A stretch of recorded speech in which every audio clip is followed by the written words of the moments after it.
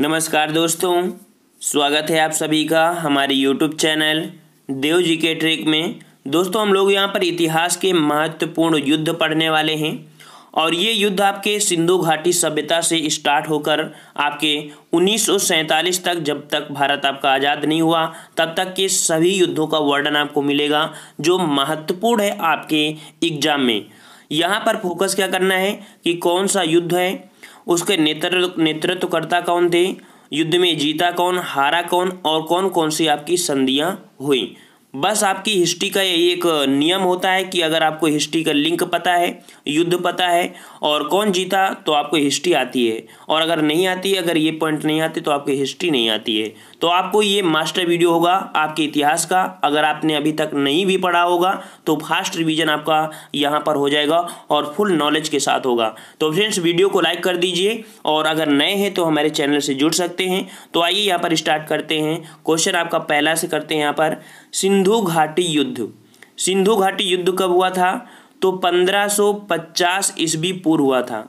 नेतृत्वकर्ता में कौन थे? तो आर्य लोग, और किनके बीच में? हड़प्पा नागरिकों के बीच आपका ये युद्ध हुआ था, जिसका परिणाम क्या निकला कि आर्य लोग इसमें से विजयी हुए थे। ठीक है, सिंधु घाटी का युद्ध हुआ 1550 ईस्वी पूर्व में। नेतृत्वकर्ता में आर्य और हड़प्पा नागरिक थे और इसका परिणाम क्या रहा? इसमें विजयी कौन से रहे? आपके आर्य विजयी रहे थे।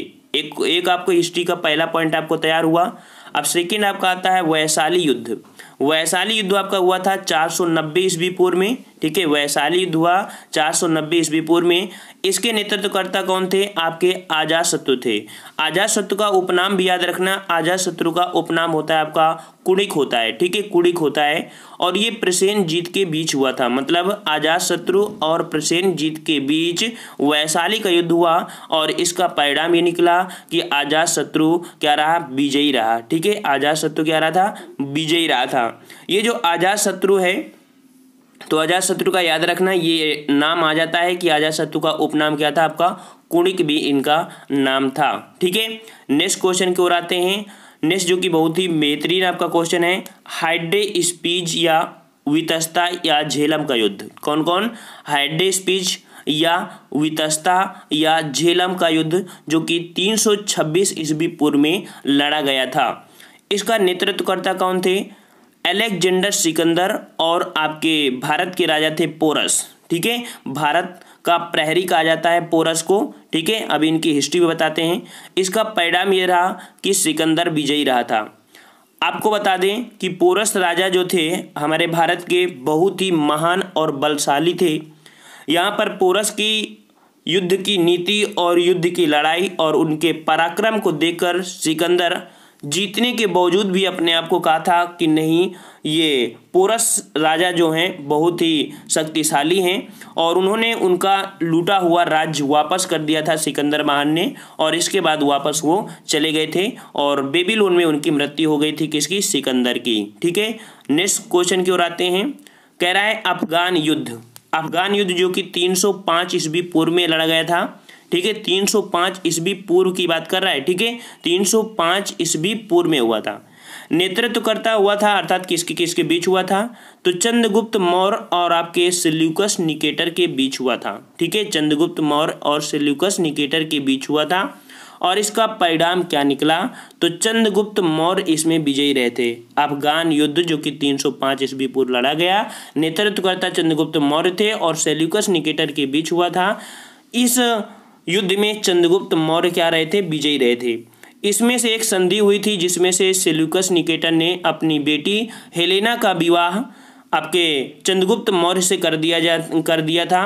और अगर आपसे पूछता है कि इतिहास में अंतर्राष्ट्रीय या इंटरनेशनल सर्वप्रथम शादी कौन थी, तो सेल्यूकस निकेटर की जो बेटी थी हेलेना की शादी आपकी चंद्रगुप्त मौर्य से कर दी गई थी। ठीक है, याद रहेगा। चलिए नेक्स्ट क्वेश्चन की ओर। क्वेश्चन कह रहा है कलिंग युद्ध।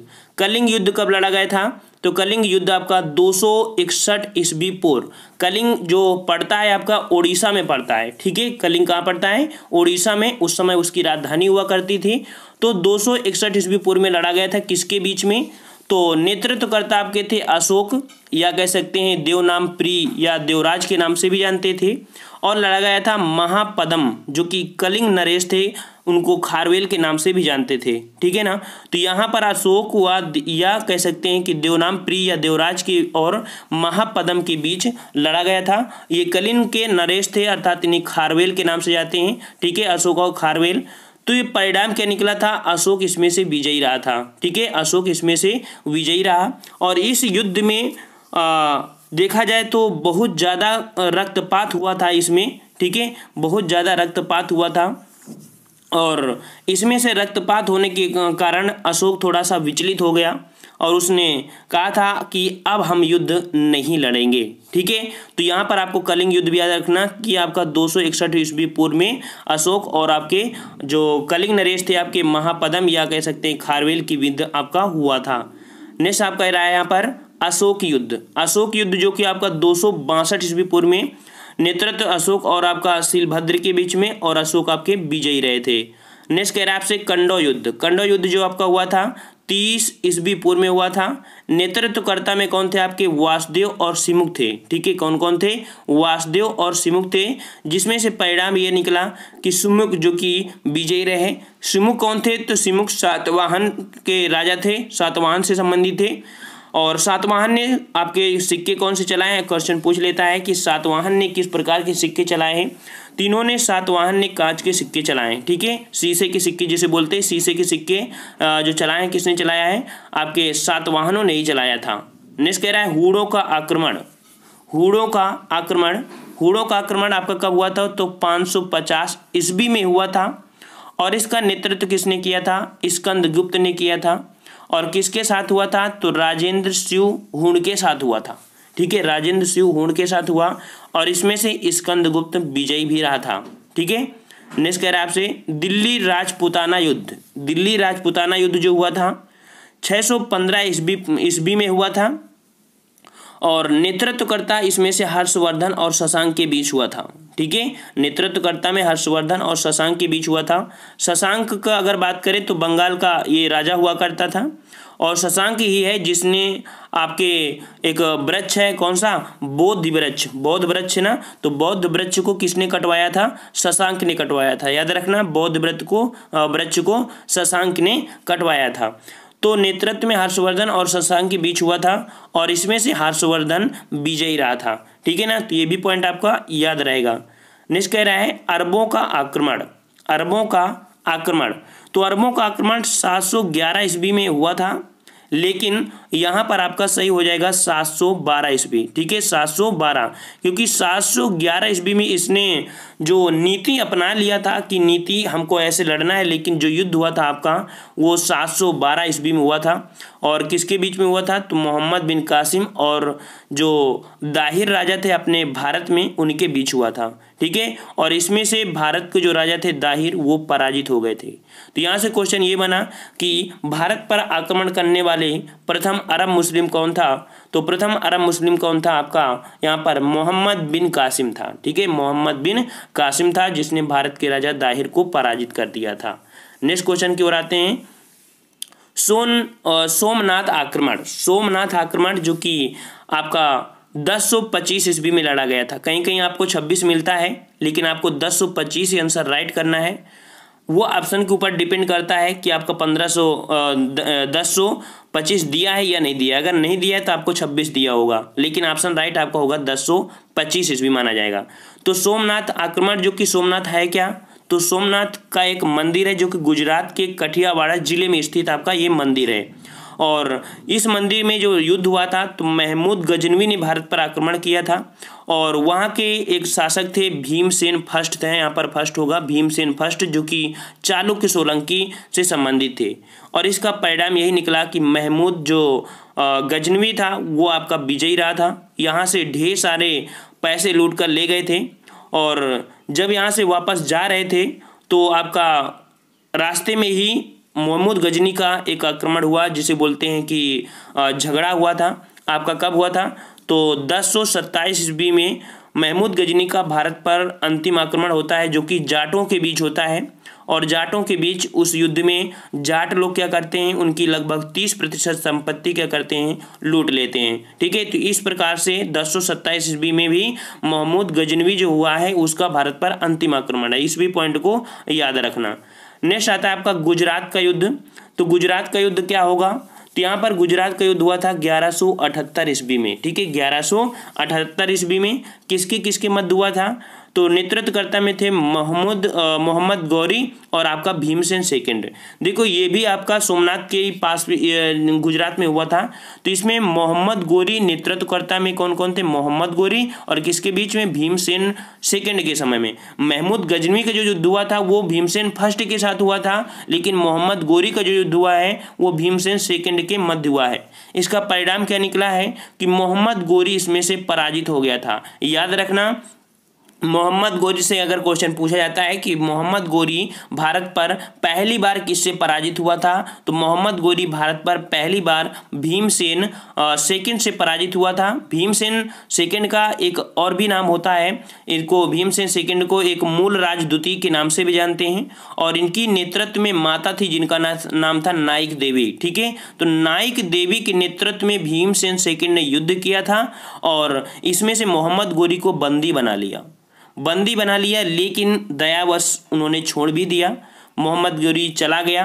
ठीक है, और इसके बाद दोबारा फिर युद्ध होता है कौन सा, तराइन का प्रथम युद्ध। तो तराइन का प्रथम युद्ध हुआ था आपका 1191 ईस्वी में। ठीक है, 1191 ईस्वी में। तो यहाँ पर आपका पृथ्वीराज चौहान और मोहम्मद गौरी के बीच होता है। ठीक है, और मोहम्मद गौरी के बीच आपका ये जो युद्ध हुआ, तो इसमें से आपका जो हारा था तो मोहम्मद गौरी ही हारा। मतलब कि मोहम्मद गौरी की भारत पर दूसरी हार किसके साथ झेलनी पड़ी, तो पृथ्वीराज चौहान के साथ हार इनको झेलनी पड़ी। और इसमें से तराइन के प्रथम युद्ध में मोहम्मद गौरी पराजित हो गया और पृथ्वीराज चौहान आपका जीत गया था। याद रखना ये पॉइंट भी। नेक्स्ट कह रहा है आपसे तराइन का द्वितीय युद्ध किसके साथ हुआ, तो इसमें से तराइन का द्वितीय युद्ध हुआ था 1192 ईस्वी में हुआ था। नेतृत्वकर्ता में आपके पृथ्वीराज चौहान और आपके मोहम्मद गौरी थे। ठीक है, पृथ्वीराज चौहान थे और आपके मोहम्मद गौरी थे। यहाँ पर जयचंद्र नहीं लेना है। ठीक है, मोहम्मद गौरी थे, पृथ्वीराज चौहान और आपके मोहम्मद गौरी थे। हम इसलिए नहीं ले रहे हैं क्योंकि आपकी हिस्ट्री में अभी तक जो सही किया गया है पृथ्वीराज चौहान और मोहम्मद गौरी सही किया गया है। जयचंद थे लेकिन इनडायरेक्ट थे, इसलिए आपको ये नहीं पढ़ना है। जब डायरेक्ट पढ़ना होगा जब आप लोग कंपटीशन में रिटन एग्जाम देने को बैठोगे, तब आपको इस हिस्ट्री में जयचंद को भी ऐड करना पड़ेगा। लेकिन अगर ऑप्शन बाई अगर आपका होता है तो वहाँ पर आपको मोहम्मद गौरी और आप पृथ्वीराज चौहान की ही बात करेंगे। लेकिन राइट आपका होगा जब आप थ्योरी करेंगे, तब आपको ये जो छोटी छोटी बात होते हैं कि इनको भी ऐड किया गया, तो वो आपका थ्योरी बेस होता है। ठीक है, तो तराइन का द्वितीय युद्ध में क्या परिणाम निकला, तो आपका पृथ्वीराज जो चौहान थे, इनको तृतीय के नाम से जानते हैं, पृथ्वीराज चौहान तृतीय, ये आपके पराजित हो गए और मोहम्मद गौरी की भारत पर जीत हो गई। और इसी मोहम्मद गौरी से आपके भारत पर कहा जाता है कि मुस्लिम सत्ता भी स्थापित हो गई। ठीक है, मुस्लिम सत्ता भी स्थापित हो गई। अब आती है आपका चंदावर का युद्ध। तो चंदावर का युद्ध आपका हुआ था 1194 ईस्वी में। ठीक है, 1194 ईस्वी में हुआ था। और कहीं कहीं आपको ये दे देता है कि 1193 डैश करके चंदावर। ठीक है, तो आपको 1193 क्योंकि ये युद्ध लड़ा गया था आपका दिसंबर माह में, दिसंबर और जनवरी के मध्य में, इस कारण से 93 डैश अगर आता है चंदावर तो आप सही करेंगे। वैसे आपका 1194 ईस्वी होगा। इसमें नेतृत्वकर्ता कौन थे, मोहम्मद गौरी और जयचंद। इसका परिणाम क्या निकला, तो मोहम्मद गौरी विजयी रहा था। ये युद्ध किस प्रकार से हुआ, तो जयचंद की सेना बहुत ही पावरफुल थी, लेकिन यहाँ पर जयचंद के पास जब हाथी में बैठा था, मोहम्मद गौरी के पास 2 तोपची वो थे जो तीर मारने होते। उन्होंने तीर में आग लगाई और तीर में आग लगाने के बाद जयचंद के हाथी पर उन्होंने तीर मार दिया। और जैसे ही उसके हाथी के मस्तक पर तीर पड़ा तो हाथी पगला गया और वो एक नदी में जाकर कूद गया, जिससे जयचंद की मौत हो जाती है। लेकिन जयचंद ने इनको लोहे के चने चबाने पड़ गए थे मोहम्मद गौरी को। ठीक है, चलिए नेक्स्ट क्वेश्चन की ओर। कह रहा है तराइन का तीसरा युद्ध। तो देखिए तराइन का तीसरा युद्ध किसके बीच होता है, तो तराइन का तीसरा युद्ध होता है, इसमें से इल्तुतमिश जो कि दिल्ली सल्तनत का वास्तविक संस्थापक किसे मानते हैं? इल्तुतमिश। और इल्तुतमिश की बेटी कौन थी? रजिया सुल्तान। ठीक है, तो इल्तुतमिश और आपके एल्दौज के मध्य होता है। एल्दौज को जो साम्राज्य दिया गया था वो दिया गया था आपका गजनी का। ठीक है, गजनी का साम्राज्य दिया गया था। तो इल्तुतमिश और आपके एल्दौज के मध्य होता है और इसमें से इल्तुतमिश विजयी रहता है। तो याद रखना, तराइन का तीसरा युद्ध 1215 ईस्वी में, और इल्तुतमिश हुआ आपके एल्दौज के मध्य होता है जिसमें से इल्तुतमिश की विजयी रहता है। ठीक है, और नेक्स्ट आता है आपका कराचिल युद्ध। कराचिल युद्ध हुआ था आपका 1333 ईस्वी में। किसके मध्य हुआ था? तो ये हुआ था तैमूर और मोहम्मद बिन तुगलक के शासनकाल में। मोहम्मद बिन तुगलक देखा जाए तो आपके इतिहास में सबसे पढ़ा लिखा था, लेकिन इसे कुछ लोग बड़ा पागल कहते हैं इसे। ठीक है, मोहम्मद बिन तुगलक को पागल कहते हैं क्योंकि इसकी नीतियां जो थी वो सही से चल नहीं पाई थी। मतलब इन्होंने कई प्रकार की नीतियां चलाई थी, जैसे सिक्कों का परिवर्तन करना, राजधानी परिवर्तन करना। मोहम्मद बिन तुगलक ने अपनी राजधानी दिल्ली से दौलताबाद भी स्थानांतरित किया था, और भी कई ऐसी नीतियां चलाई थी। दोआब क्षेत्र में कर वृद्धि भी किया था। तो कराचिल अभियान जो हुआ था 1333 ईस्वी में तैमूर और मोहम्मद बिन तुगलक के बीच में, और इसमें से तैमूर आपका क्या था? विजयी भी रहा था। ठीक है, और इसके बाद आते हैं हम लोग यहाँ पर पानीपत का प्रथम युद्ध। तो पानीपत का प्रथम युद्ध जो हुआ था वो आपका हुआ था 1526 ईस्वी में। नेतृत्वकर्ता में किसमें हुआ? इब्राहिम लोदी और आपके बाबर के बीच में। और इस युद्ध का परिणाम रहा कि बाबर इसमें से विजयी रहा था। ठीक है, बाबर इसमें से विजयी रहा, और बाबर ने पहली बार यहाँ पर तोप का भी प्रयोग किया था। बाबर ने पहली बार इस युद्ध में तोप का प्रयोग किया था, और तोप सजाने की एक विधि होती है। ठीक है, तो उसी के माध्यम से इन्होंने यहाँ पर भारत पर विजय प्राप्त भी की थी। बाबर के पास सेना तो ज़्यादा नहीं थी, लेकिन कूटनीतियाँ ज़्यादा थी। ठीक है, बाबर के पास कूटनीतियाँ ज़्यादा थी, क्योंकि जो बाबर था वो एक प्रोडक्ट कैसा था, कह सकते हैं कि आपका चंगेज और आपके जो होते हैं चंगेज, अभी आपने पढ़ा यहाँ पर तैमूर और चंगेज दोनों का आपका कंबाइंड था। ठीक है, मंगोलों की तरफ से इसकी माता थी और चंगेज खां की तरफ से उनके पिताजी थे। दोनों की आपस में शादी हो गई थी। इसके बाद यहाँ पर पुत्र की प्राप्ति हुई बाबर। ठीक है, तो बाबर जो रहा वो कई प्रकार की नीतियों से यहाँ पर भारत में लड़ा और कम सेना के साथ भी यहाँ पर सत्ता स्थापित कर पाया था। अगला आता है खानवा का युद्ध। तो खानवा का युद्ध किसके साथ लड़ा गया था? तो बाबर के साथ और आपका राणा सांगा के साथ। राणा सांगा से जब युद्ध कर रहा था तो राणा सांगा की भी बहुत बड़ी पावर थी, बहुत बड़ी सेना थी। राणा सांगा के सामने बाबर ने हार तो नहीं मानी, लेकिन उनको लोहे के चने चबाने पड़ गए थे। बाबर की सेना पीछे को खिसक गई थी, लेकिन बाबर ने यहाँ पर एक शब्द का प्रयोग किया, जिहाद। कहा जाता है कि बाबर ने कौन से युद्ध में सर्वप्रथम जिहाद घोषित किया था? तो खानवा के युद्ध में जिहाद घोषित किया था राणा सांगा के विरुद्ध। और इसके बाद जिहाद घोषित करने के बाद ये बाबर की सेना ने अटैक किया अचानक, और इसके बाद राणा सांगा को पराजित कर दिया, और इसमें भी बाबर विजयी रहा। तो यहाँ से 2-3 पॉइंट आपको हो जाते हैं कि जिहाद सर्वप्रथम किस में बोला गया था। तो जिहाद आपका सर्वप्रथम खानवा के युद्ध में हुआ था। इसके बाद आपका खानवा युद्ध होता है, फिर आपका चंदेरी युद्ध होता है। जो चंदेरी होता है वो आपका मेदिनी राय के बीच होता है 1528 में। फिर इसके बाद घाघरा का युद्ध होता है आपका 1529 ईस्वी में, और इसमें से अफगानों के मध्य होता है। और जो घाघरा का युद्ध है पहली बार जल थल और स्थल, मतलब कि जल और थल दोनों में लड़ा गया था। ठीक है, और उसमें भी बाबर जीता था, और 1530 ईस्वी में बाबर की मृत्यु हो गई थी। अब आता है हम लोग 1501 ईस्वी में, यहाँ पर जो कह सकते हैं कि नेतृत्व में बाबर और सैबानी खाज की मध्य हुआ था। परिणाम इसमें था बाबर यहाँ पर पराजित हुआ था।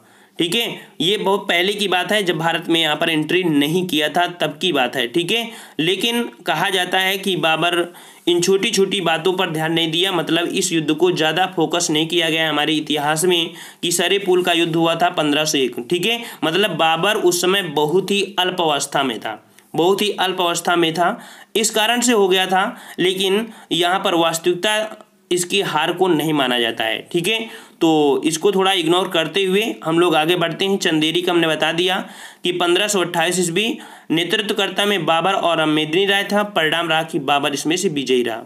घाघरा युद्ध हमने बताया कि 1529 में जल और थल दोनों में लड़ा गया था, बाबर और आपके महमूद लोदी के बीच में, और इसमें से बाबर आपका विजयी रहा था। ठीक है, और इसके बाद आपका आता है देवरिया का युद्ध। ठीक है, देवरिया का युद्ध, और देवरिया का युद्ध आपका हुआ था कब? आपका 1532 ईस्वी में, जिसमें से नेतृत्व में कौन हुआ था? तो हुमायूं और महमूद लोदी के बीच हुआ था। ठीक है, महमूद और लोदी के बीच हुआ, इसमें से हुमायूं आपका विजयी रहा था।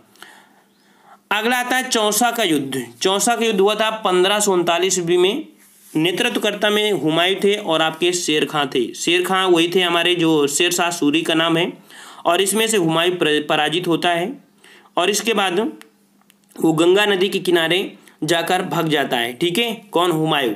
और इसके बाद यहाँ पर हमारा युद्ध आ गया बिलग्राम का युद्ध, जी इसे कन्नौज के युद्ध के नाम से जानते हैं, जो 1540 ईस्वी में लड़ा गया था। किसके बीच में? तो हुमायूं और शेरशाह सूरी के मध्य लड़ा गया था।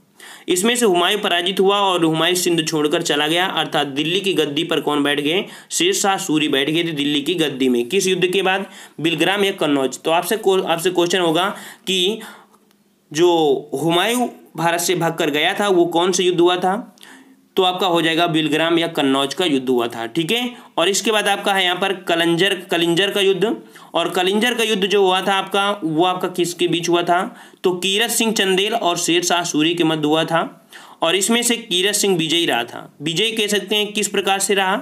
उस समय शेरशाह सूरी तोप पर गोला भर रहा था, और अचानक तोप जो था वो दीवार से टकराकर गोला वापस लौट के आ गया और शेरशाह सूरी के माथे पर लगा, और इसके बाद शेरशाह सूरी वहीं पर ही ढेर हो गए थे।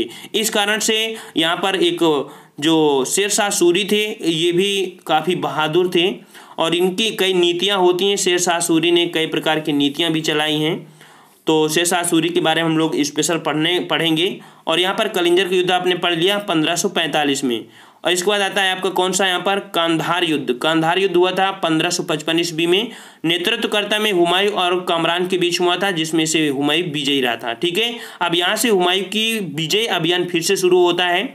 यहाँ पर देख सकते हैं कि आपका मच्छीवाड़ा का युद्ध, मच्छीवाड़ा युद्ध से हुमायूं अपने भारत पर फिर से वापस लौट आया, और इसके बाद सिकंदर शाह सूरी के साथ युद्ध हुआ हुमायूं का, और हुमायूं यहाँ पर विजयी रहा। और इसी युद्ध से माना जाता है कि मच्छीवाड़ा के युद्ध से हुमायूं दोबारा भारत पर सत्ता कर पाने में सफल रहा था। और इसके बाद यहाँ पर हम लोग पढ़ते हैं सरहिंद का युद्ध, जो कि 1555 हुआ था। हुमायूं और सिकंदर शाह सूरी, इसमें भी हुमायूं विजयी रहा। इस प्रकार से हम लोग जो अगला पार्ट होगा वहाँ पर पढ़ेंगे पानीपत का दूसरा युद्ध से, और लगभग हम पूरा कवर करने का प्रयास करेंगे। ठीक है फ्रेंड्स, अगर आपको अच्छा लगा है और किसी प्रकार की अगर त्रुटि है आप लोग कमेंट कर सकते हैं, उस त्रुटि का समाधान हम अगले वीडियो में कर देंगे, या हम वीडियो के नीचे वहाँ पर आपको डिस्क्रिप्शन बॉक्स में कमेंट करके हम उसको लिख देंगे, तो आप डिस्क्रिप्शन बॉक्स में जाके उसमें देख सकते हैं अगर आपको कोई एरर लगता है। वैसे हिस्ट्री में जो युद्ध है तो कहीं ना कहीं थोड़ा सा आपके क्या है, विवादित हैं या अपवाद हैं, या उनकी डेट कहीं कहीं पर थोड़ा सा फिक्स नहीं होती है। तो हमारे अकॉर्डिंग लगभग जो सही बताया है वो आपका 100% सही है, लेकिन हो सकता है कि कोई त्रुटियां हों, तो आप उस पर जरूर फोकस करिएगा। तो फ्रेंड्स, हम लोग मिलते हैं नेक्स्ट वीडियो में, तब तक के लिए धन्यवाद। जय हिंद, जय भारत।